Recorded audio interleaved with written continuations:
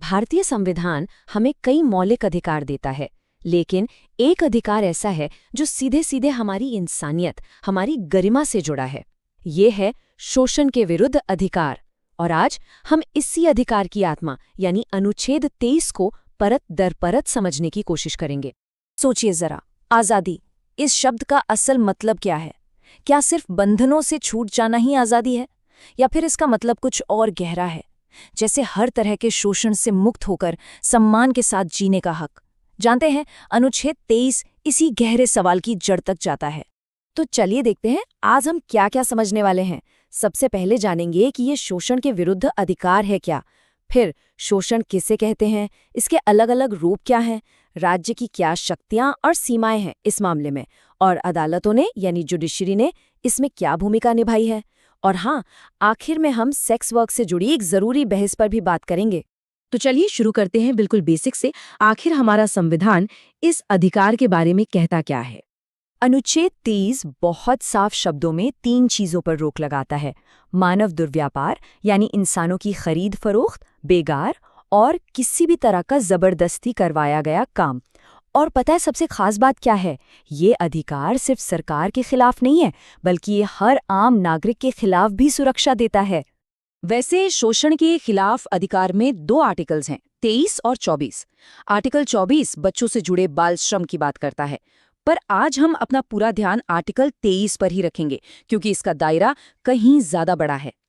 तो संविधान ने ये 3 शब्द तो दे दिए, मानव दुर्व्यापार, बेगार और बलात्श्रम, लेकिन इनका असली मतलब क्या है? चलिए एक एक करके इन्हें डिकोड करते हैं। सबसे पहले मानव दुर्व्यापार। इसका मतलब है इंसानों को सामान की तरह खरीदना, बेचना, चाहे वो पुरुष हो, महिला हो या बच्चे। ये इंसानियत के खिलाफ सबसे घिनौने अपराधों में से एक है। और हाँ, इसमें देह व्यापार और गुलामी जैसी प्रथाएं भी शामिल हैं। अगला शब्द है बेगार। ये एक बहुत पुरानी और क्रूर प्रथा थी। सोचिए, जमींदार या कोई भी ताकतवर इंसान मजदूरों से बिना एक पैसा दिए जबरदस्ती काम करवा लेता था। हमारा संविधान इस अमानवीय सिस्टम को पूरी तरह से खत्म करता है। और फिर आता है बलात्श्रम यानी फोर्स्ड लेबर। इसका दायरा बहुत बहुत बड़ा है। मतलब कोई भी काम जो किसी की मर्जी के खिलाफ, किसी दबाव या मजबूरी में करवाया जाए। और बंधुआ मजदूरी तो इसका सबसे खतरनाक और भयानक रूप है ही। अच्छा, तो ये अधिकार तो बहुत मजबूत लगता है, लेकिन क्या इसका कोई अपवाद भी है? क्या कोई ऐसी सिचुएशन है जहां सरकार आपसे जबरदस्ती काम करवा सकती है? चलिए राज्य की शक्तियों और उसकी सीमाओं को समझते हैं। हाँ, तो एक अपवाद है। अनुच्छेद 23 का क्लॉज 2 कहता है कि राज्य यानी सरकार पब्लिक पर्पस के लिए, मतलब देश हित में, अनिवार्य सेवा लागू कर सकती है। जैसे मान लीजिए देश पर कोई संकट आ जाए या मिलिट्री सर्विस की जरूरत हो। और ध्यान रहे, ऐसी सेवा के लिए सरकार पैसे देने के लिए बाध्य नहीं है। लेकिन यहाँ एक बहुत बड़ा लेकिन है। सरकार ये शक्ति इस्तेमाल तो कर सकती है, पर भेदभाव नहीं कर सकती। मतलब जब वो ऐसी कोई अनिवार्य सेवा लागू करेगी तो सिर्फ धर्म, नस्ल, जाति या वर्ग के आधार पर किसी को नहीं चुन सकती।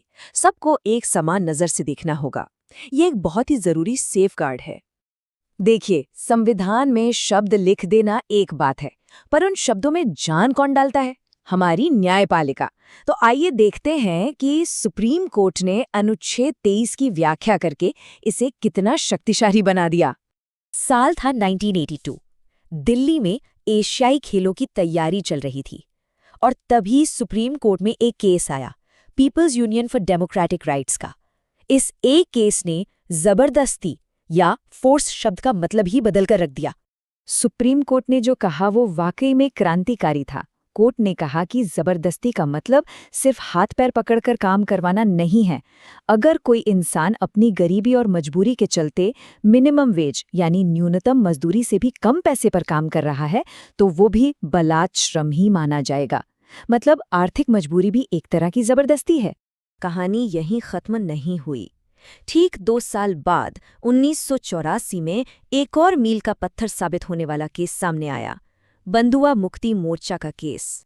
और इस बार सुप्रीम कोर्ट ने अनुच्छेद 23 का दायरा और भी ज्यादा बढ़ा दिया। कोर्ट ने कहा कि अगर किसी से अमानवीय मतलब इनह्यूमन कंडीशंस में काम करवाया जा रहा है जहां उसकी जान को खतरा हो, तो ये भी अनुच्छेद 23 का उल्लंघन है। इन दो फैसलों ने मिलकर इस आर्टिकल को सामाजिक न्याय का एक बहुत बड़ा हथियार बना दिया। अब एक ऐसे मुद्दे की बात करते हैं जो बहुत जटिल है, जिस पर आज भी बहुत बहस होती है और जिसका सीधा ताल्लुक अनुच्छेद 23 से है। वो मुद्दा है सेक्स वर्क। भारत में कानून थोड़ा सा पेचीदा है। देखिए, 1956 का एक कानून है जो वैश्यालय चलाना या दलाली करने को अपराध मानता है। लेकिन, और ये बहुत दिलचस्प है, वो कानून अपनी मर्जी से प्राइवेट में किए जाने वाले सेक्स वर्क को अपराध नहीं मानता।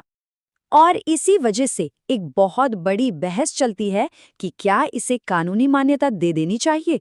जो लोग इसके पक्ष में हैं, वो कहते हैं कि इससे रेगुलेशन बेहतर होगा, शोषण कम होगा और सेक्स वर्कर्स को भी मजदूरों वाले अधिकार मिलेंगे। वहीं जो इसके खिलाफ हैं, उनका डर है कि इससे मानव तस्करी बढ़ सकती है और महिलाओं का वस्तुकरण होगा। जाहिर है, ये एक बहुत ही पेचीदा सामाजिक और कानूनी मुद्दा है।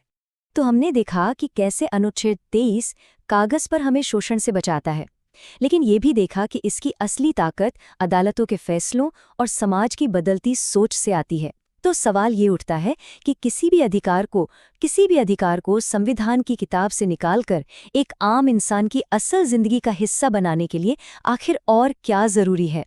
इस सवाल पर सोचिएगा जरूर।